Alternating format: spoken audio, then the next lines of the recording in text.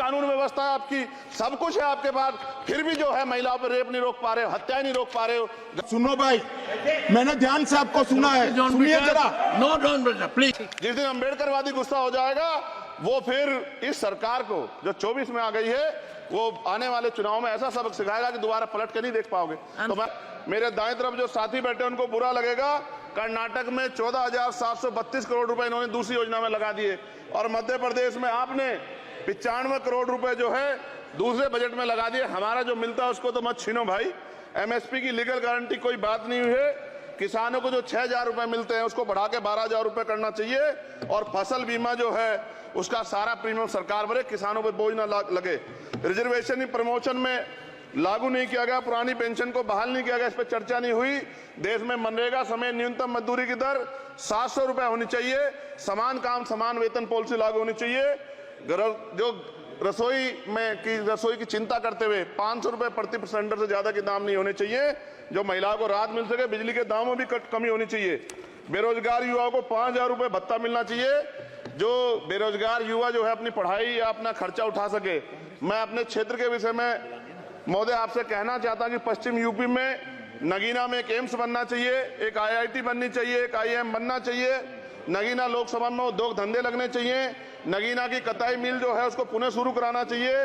RRTC जो योजना है सरकार की उसको मेरठ से आगे बढ़ाकर मुजफ्फरनगर, सहारनपुर से नजीबाबाद नगीना होते हुए उसको नगीना तक ले जाना चाहिए। साथ साथ नजीबाबाद से मुंबई के लिए एक ट्रेन चलनी चाहिए और नगीना, श्योरा, किरतपुर में रेलवे के ओवरब्रिज बनने चाहिए। सभापति महोदय, सामाजिक न्याय मंत्रालय को 13,000 करोड़ रुपए दिए गए और जनजाति कार्य मंत्रालय को 13,000 करोड़ रुपए दिए, कुल 26,000 करोड़ रुपए, जो कुल बजट 48.20 लाख का लगभग 0.54% है। जबकि हमारी संख्या 25% से ज्यादा SC ST की और बहुजन समाज की मिलाओगे तो 85% से ज्यादा है। और हमारे विकास के लिए सरकार 1% बजट 1% पैसा खर्च कर रही है, जो मिलना हमें चाहिए, जबकि मिलना हमें 25% चाहिए। ये ऊंट के मुंह में जीरा के समान है, कहावत हमने बहुत दिन सुनी थी। पिछले लंबे समय से हमारे साथ धोखा हो रहा है, लेकिन अब ये नहीं चलेगा। चंद लोगों की तराजू से देश के संसाधन नहीं बटेंगे। इस देश का बहुजन समाज बर्दाश्त नहीं करेगा। संसाधन का बंटवारा संख्या के आधार पे होगा। माननीय और काशीराम साहब नारा लगाए थे, ना तो वोट हमारा राज तुम्हारा चलेगा, और आज हम कह रहे हैं ना ही वोट हमारा और नोट तुम्हारा चलेगा। इस बात का भी ध्यान जो है सरकारों को देना पड़ेगा। आपके माध्यम से सरकार से मेरी एक मांग है, सरकार इस योजना का लाभ भी अपने आप ले ले, सरह भी ले ले कि 1 लाख रुपए सालाना बहुजन समाज के अत्यंत गरीब परिवारों को दे। 10 लाख करोड़ रुपए खर्च होंगे, लेकिन इस 1 लाख रुपए की योजना से एक झटके से एक परिवार गरीबी की रेखा से ऊपर आएगा और इनके बच्चों को कुपोषण खत्म होगा, अच्छी शिक्षा मिलेगी, महिलाओं को सम्मानजनक जीवन मिलेगा और इससे वास्तव में सबका साथ सबका विकास का नारा सार्थक होगा। अगर प्रश्न ये होगा कहां से आएगा, तो उसका जवाब ये है कि जब अमीरों का 16 लाख करोड़ रुपए माफ हो सकता है, कॉर्पोरेट टैक्स का घटाकर लाखों करोड़ रुपए का चूना सरकारी खजाने को लगाया जा सकता है, पेट्रोल डीजल के दाम 10 गुना एक्साइज ड्यूटी बढ़ाई जा सकती है, तो गरीबों को सरकार पैसा क्यों नहीं दे सकती। महोदय, समय आ गया है, अब निजी क्षेत्रों में आरक्षण की व्यवस्था होनी चाहिए। SC ST OBC को निजी क्षेत्रों में आरक्षण मिलना चाहिए। और मेरी आपसे ये भी मांग है, क्योंकि अब समय की मांग है और देश तेजी से आगे बढ़ रहा है, तो मैं कहूंगा कि सरकार का जो सबका साथ सबका विकास का नारा लगभग वो असत्य महसूस होता है, क्योंकि अल्पसंख्यकों में मुसलमानों, जैनों, सिखों, बुद्धिस्टों के लिए कुछ दिख नहीं रहा, उनकी कल्याण कोई योजना नहीं है। मदरसों को जो बजट मिलता था वो कम कर दिया गया है। आर्थिक तंगी से लोग मर रहे हैं। इंटर्नशिप की बात हुई है, परमानेंट रोजगार नहीं है। और दिल्ली में क्या हुआ बच्चों के साथ कल, उनकी सुरक्षा की जिम्मेदारी क्या है? वो आए तो बनने थे IAS IPS और बन क्या गए, लाशें बन के गए। यहाँ से कोई ध्यान नहीं दे रहा है, किसी की नजर नहीं है। साथ साथ मैं आपसे ये भी आग्रह करूंगा कि हम ग्रामीण क्षेत्रों से आए लोग देश से बड़ा प्रेम करते हैं और हम ये महसूस करते हैं कि सरकारें हमें सुनेंगी, सरकारें हमारे बारे में सोचेंगी। लेकिन ऐसा महसूस हो जाता है आजादी के 75 साल बाद, और जिसको अमृत काल कहा जा रहा है, आज भी SC ST OBC के लोगों पर अत्याचार हो रहा है। अभी 2 दिन पहले गोली से उड़ा दिया गया गाजियाबाद में और राजस्थान में गर्दन काट दी गई। ये घटनाएं देख कर डर लगता है, घर से निकलते हुए भी कि आने घर वापस लौटेंगे नहीं लौटेंगे।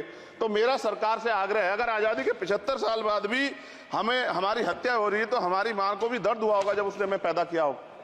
हमारी बहनों को भी हमारे खोने का दर्द होता होगा। कैसी कानून व्यवस्था है आपकी? सब कुछ है आपके पास, फिर भी जो है महिलाओं पर रेप नहीं रोक पा रहे हो, हत्याएं नहीं रोक पा रहे हो, गरीबों, दलितों, पिछड़ों, किसानों, मजदूरों की जान नहीं बचा पा रहे हो। किसान सुसाइड कर रहा है, नौजवान सुसाइड कर रहा है, और बड़ी बड़ी बातें होती हैं, इधर भी अच्छे लोग हैं, इधर भी अच्छे लोग हैं, लेकिन अच्छाई तब होगी जब जमीन पे भी कुछ काम दिखाई देगा। और जमीन पे महोदय कोई काम दिखाई नहीं दे रहा है। जब कोई योजना की बात आती है तो सरकार हमसे मुंह मोड़ लेती है। आप बताइए, एजुकेशन का बजट कम कर दिया, हेल्थ का बजट कम कर दिया। मैं अपने क्षेत्र में गया तो आप विश्वास कीजिए, डॉक्टर नहीं है, स्कूल में मास्टर नहीं है, और कोई भर्ती ऐसी नहीं जिसका पेपर लीक नहीं होता है।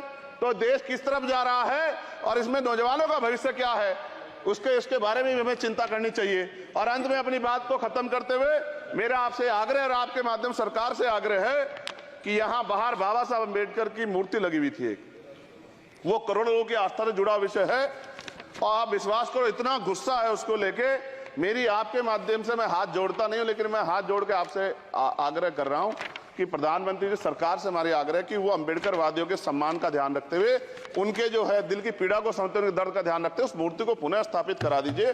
अगर इसमें कोई राजनीतिक कारण अलग बात है, लेकिन मैं कंक्लूड कर रहा हूं, मगर मैं आपसे कहना चाहता हूं इसमें बहुत गुस्सा है। जिस दिन अम्बेडकरवादी गुस्सा हो जाएगा, वो फिर इस सरकार को जो 24 में आ गई है, वो आने वाले चुनाव में ऐसा सबक सिखाएगा कि दोबारा पलट कर नहीं देख पाओगे। तो मैं आपका धन्यवाद करता हूं, और मुझे विश्वास है कि सरकार मेरी बातों पे गौर करेगी और गरीबों के बारे में सरकार सोचेगी, गरीबों को आगे बढ़ने के अवसर प्रदान होंगे।